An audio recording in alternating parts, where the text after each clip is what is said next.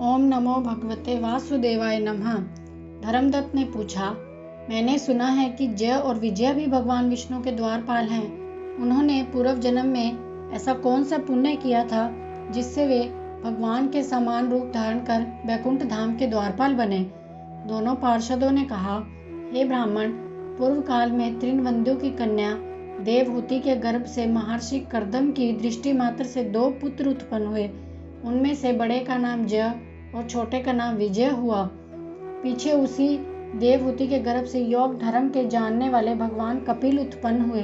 जय और विजय सदा भगवान की भक्ति में रहते थे।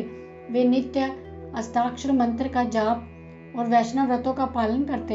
एक समय राजा मरुत ने उन दोनों को अपने यज्ञ में बुलाया। वहां जय ब्रह्म बनाए गए और विजय आचार्य। उन्होंने यज्ञ की संपूर्ण विधि पूर्ण की। यज्ञ के अंत में अवभृत स्थान के पश्चात राजा मरुत ने उन दोनों को बहुत धन दिया। धन लेकर दोनों भाई आश्रम गए। वहां उस धन का विभाग करते करते परस्पर लाग डांट पैदा हो गई। जय ने कहा, इस धन को बराबर बराबर बांट लिया जाए।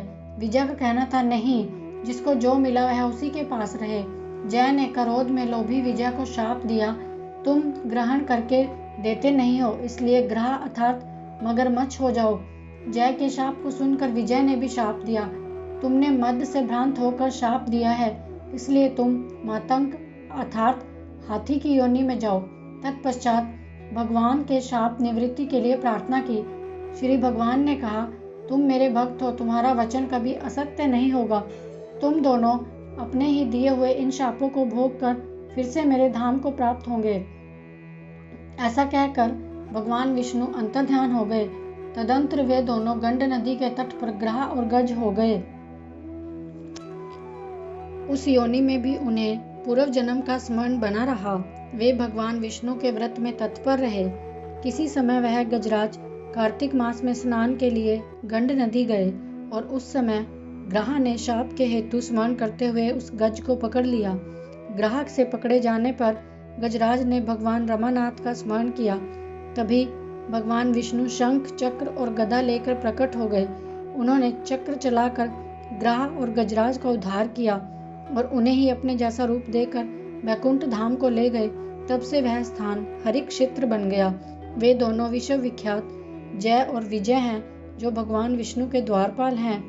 धर्मदत्त, तुम भी ईर्ष्या और द्वेष का त्याग करके सदैव भगवान विष्णु के व्रत में स्थिर रहो। समदर्शी बनो। कार्तिक, माघ और वैशाख के महीनों में सदैव प्रातःकाल स्नान करो। एकादशी व्रत के पालन में स्थिर रहो। तुलसी के बगीचे की रक्षा करो। ऐसा करने से तुम भी शरीर का अंत होने पर भगवान विष्णु के परम पद को प्राप्त करोगे। नारद जी बोले, धर्मदत्त को इस प्रकार का उपदेश देकर वे दोनों विमानचारी पार्षद उस कलहा के साथ वैकुंठ धाम को चले गए। धर्मदत्त जीवन भर भगवान के व्रत में स्थिर रहे और देहावसान के बाद उन्होंने अपनी दोनों स्त्रियों के साथ वैकुंठ धाम को प्राप्त कर लिया। इस इतिहास को जो सुनता और सुनाता है वह जगत गुरु भगवान विष्णु की कृपा से सानिध्य प्राप्त करता है और उत्तम गति पाता है। बोलो विष्णु भगवान की जय।